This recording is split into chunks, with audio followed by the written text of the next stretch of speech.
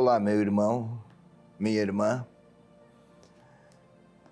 Vamos a mais um programa Leitura Orante.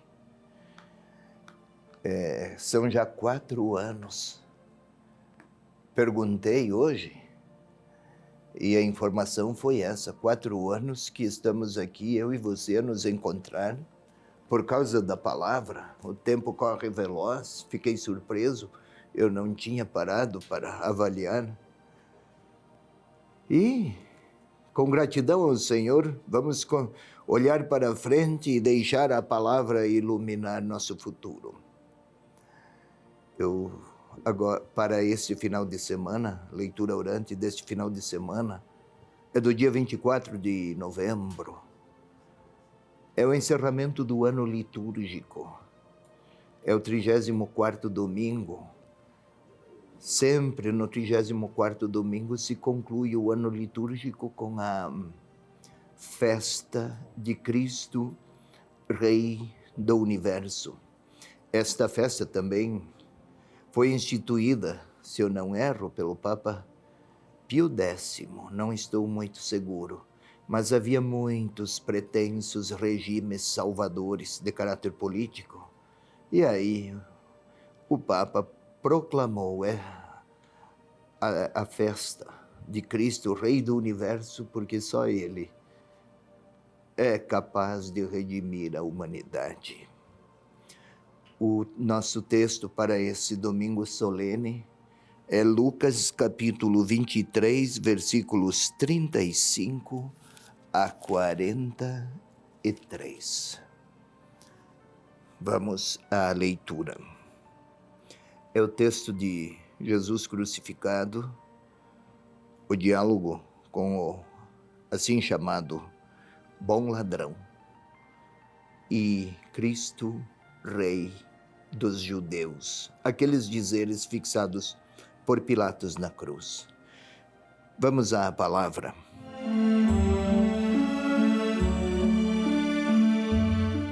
O povo permanecia lá, olhando. Os chefes, porém, zombavam e diziam: a outro salvou, que salve a si mesmo se é o Cristo de Deus, o eleito. Os soldados também caçoavam dele. Aproximando-se, traziam-lhe vinagre e diziam: se és o rei dos judeus, salva-te a ti mesmo. E havia uma inscrição acima dele: este é o rei dos judeus. Um dos malfeitores, suspenso à cruz, o insultava, dizendo: não és tu o Cristo? Salva-te a ti mesmo e a nós. Mas o outro, tomando a palavra, o repreendia: nem sequer temes a Deus estando na mesma condenação? Quanto a nós, é de justiça, pagamos por nossos atos. Mas ele não fez nenhum mal. E acrescentou: Jesus, lembra-te de mim quando vieres com teu reino. Ele respondeu: em verdade eu te digo, hoje estarás comigo no paraíso. É este, meu irmão, minha irmã, o Evangelho da festa de Cristo, Rei do Universo, celebrada neste dia, neste domingo, 24 de novembro.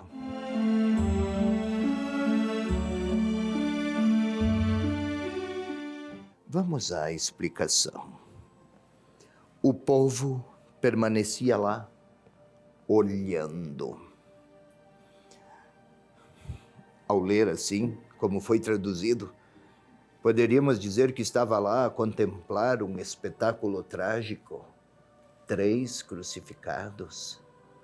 Olhem, quem morria crucificado, para a mentalidade religiosa daquele tempo,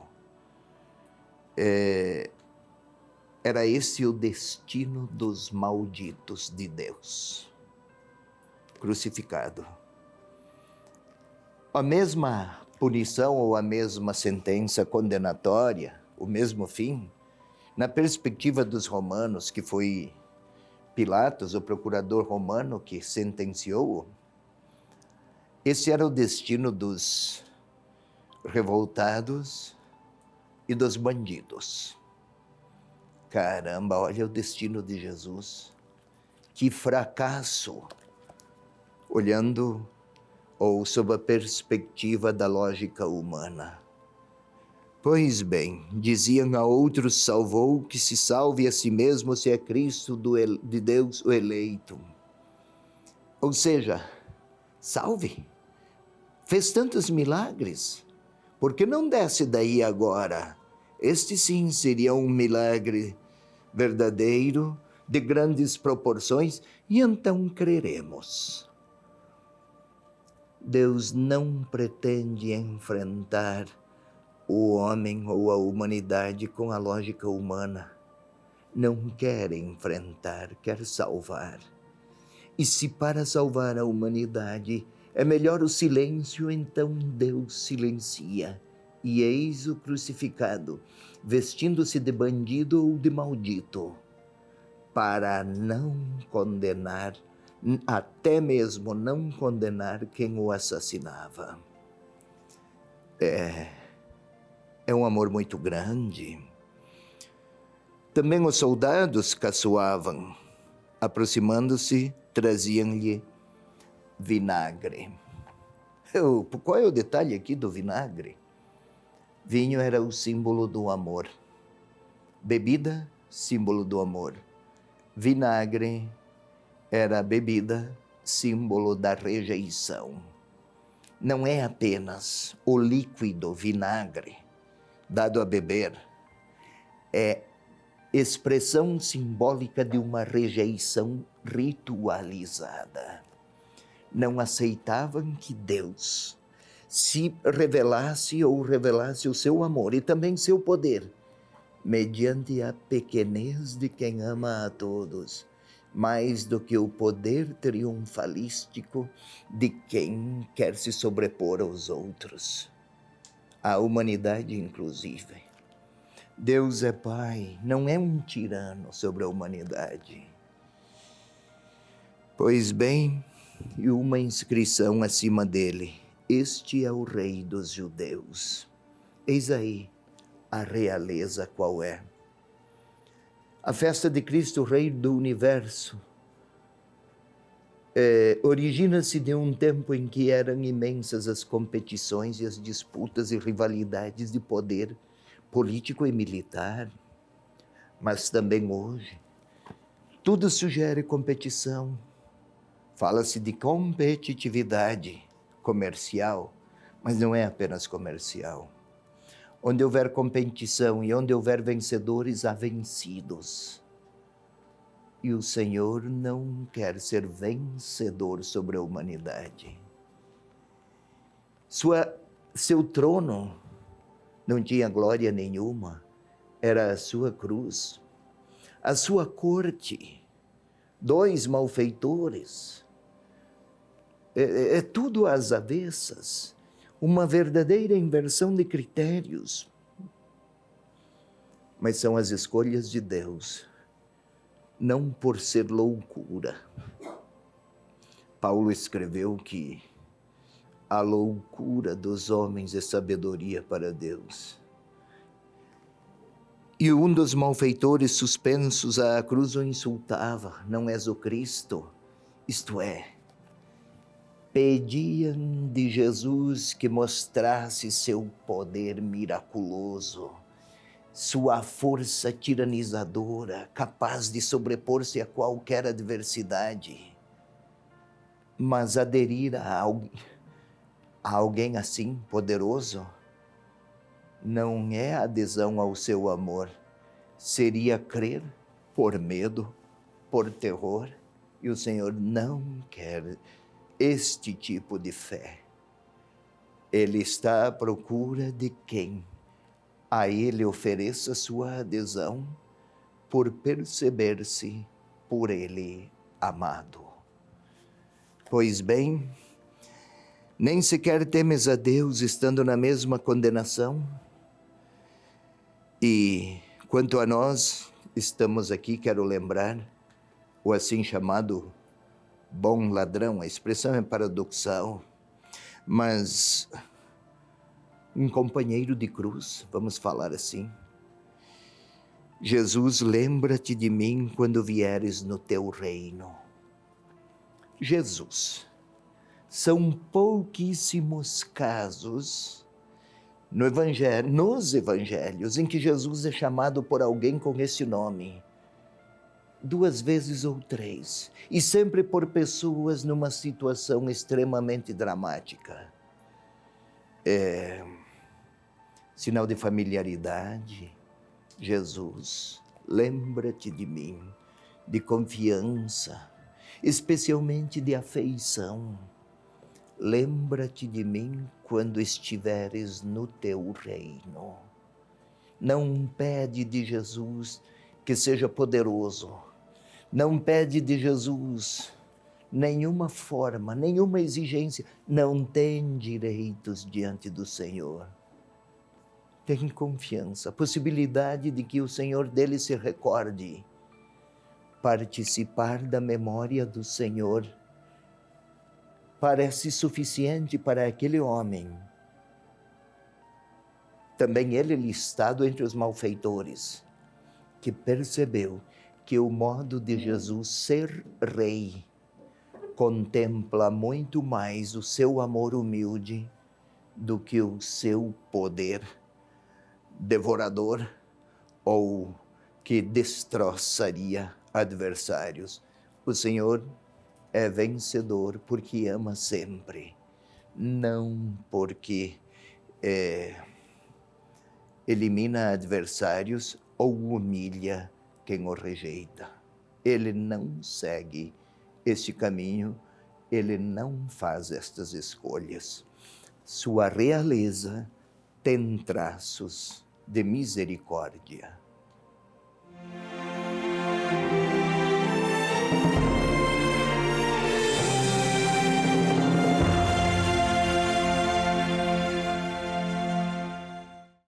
Dom José Antônio Peruso, arcebispo de Curitiba e doutor em ciências bíblicas, faz uma profunda reflexão sobre o Evangelho no próximo domingo.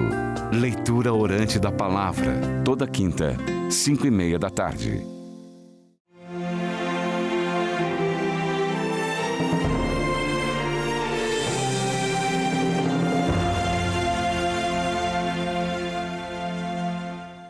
Passemos agora para a segunda parte do nosso programa, leitura orante da palavra, deste domingo, solenidade de Cristo Rei, 24 de novembro. Na parte anterior, eu dissera que a festa fora instituída pelo Papa Pio X. Gostaria de corrigir, foi o Papa Pio XI, em 1925. Um tempo em que havia falsos messianismos e grandes vaidades políticas na humanidade de então. E o Papa instituiu esta festa para lembrar ao mundo: o grande rei do universo não exerce sua realeza mediante poderes ou vaidades políticas ou econômicas.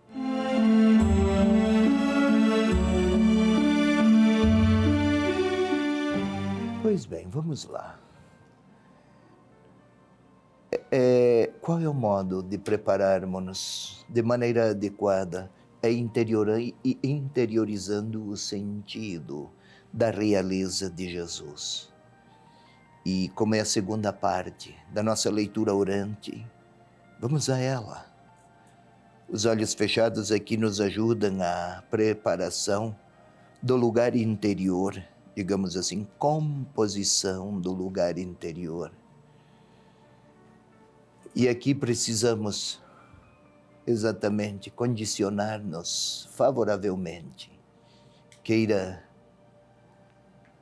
Então, fechar seus olhos, meu irmão, minha irmã, colocar-se numa posição que favoreça o recolhimento e, em silêncio, tente sentir a sua própria interioridade, o seu coração que bate, o sangue que percorre as vias arteriais, venosas.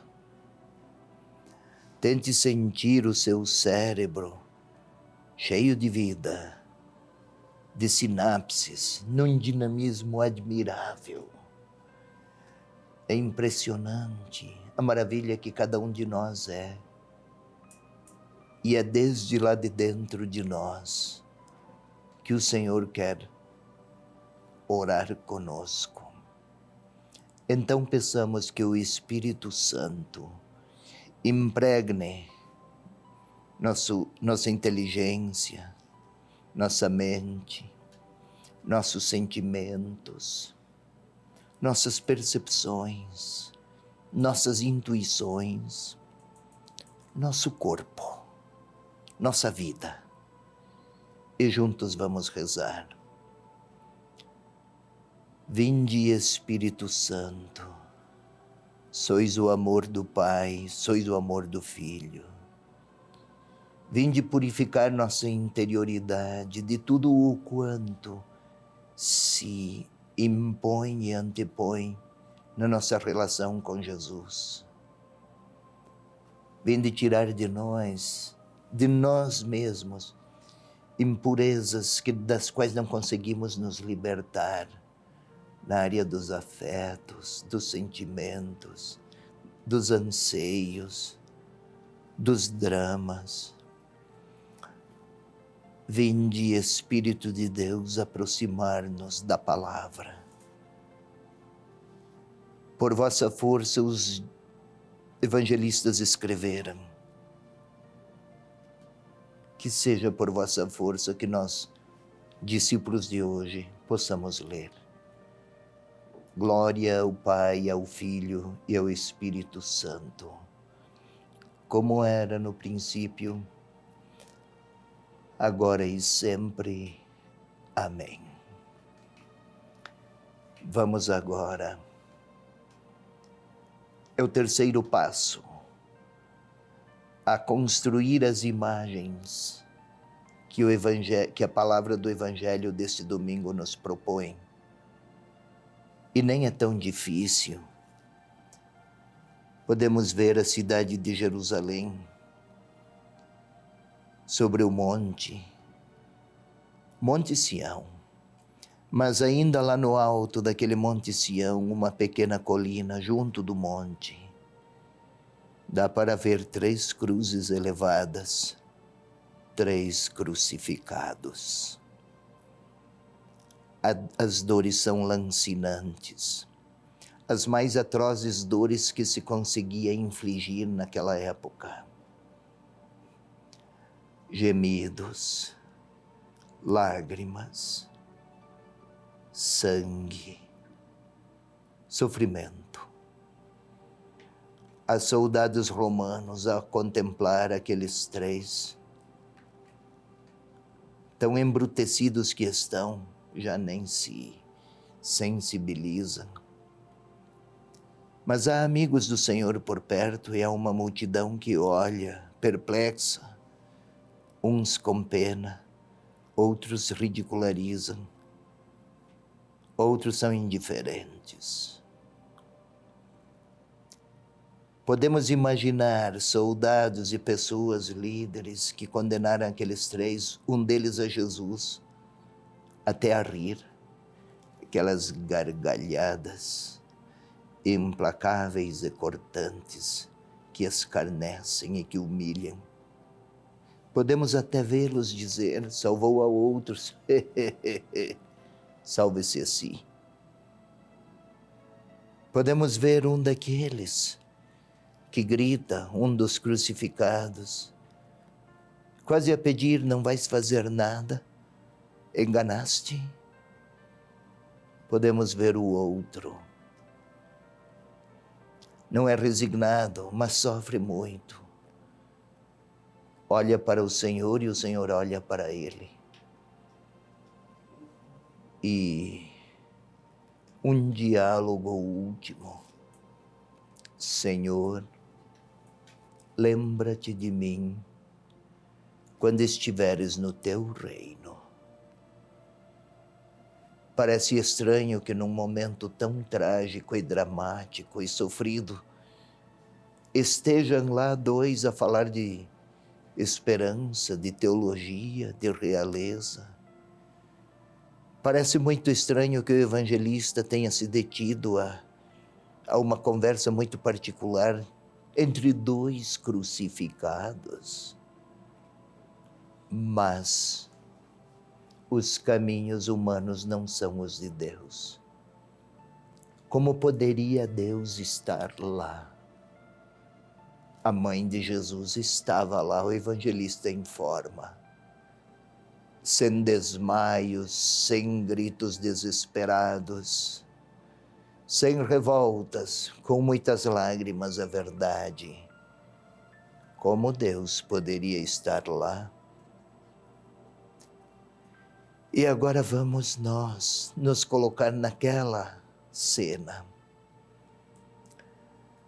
Talvez eu seja um dos discípulos, amedrontado também eu, com medo da cruz, com medo dos julgamentos que poderiam fazer dos discípulos. Pedro não conseguira. E era uma humilhação, a mais atroz das humilhações da época, ser crucificado. Tudo sugere fracasso. E eu estou lá diante do Senhor, com minha história, às vezes prepotente, às vezes exigente com Deus, dizendo, esperando, cobrando de Deus, esperando que Ele faça aquilo que eu encomendei. E parece que Deus silencia. Ou talvez, apesar de tantos pecados meus, como daquele crucificado ao lado, estaria a pedir: lembra-te, Senhor, de mim. Sou um daqueles que está lá a pedir, a olhar. Podemos contemplar o Senhor, aquele malfeitor que suplicou a promessa do reino. E estou a olhar para aquele escrito que está sobre a cruz: este é o Rei dos Judeus. E o Senhor está a olhar para mim desde lá, e eu a olhar para Ele, desde a cruz. Agora vamos lá, Ele pede a mim, pede a você. Não se gostamos do espetáculo. Não pede que tenhamos dó do sofrido. Ele, o sofrido e o sofredor, não gosta de dolorismos. Mas Ele está a pedir a mim, a perguntar a mim e perguntar a você, a nós, em que grau, ou se eu me disponho a aceitar uma realeza que ama ao extremo, que é capaz de amar até mesmo quem não o ama. O Senhor está lá. Uns escarnecem, outros riem. E talvez o Senhor esteja a pedir a mim que, ante reações de escárnio, de descrédito, quando duvidam, talvez Ele peça que eu não reaja como o ofendido, como a vítima. Ele está a pedir que eu queira bem até a quem ri ou me despreza, porque Ele, lá do alto da cruz, no extremo da humilhação, ainda assim amava a até quem por ele nutria desprezos. Talvez o Senhor esteja a olhar para mim e perguntar: qual é a minha reação e qual é o meu tratamento a quem não me ama? Eu precisaria dar-lhe uma resposta. Talvez ele tenha um pedido para mim e para você. É hora da minha oração, da nossa oração.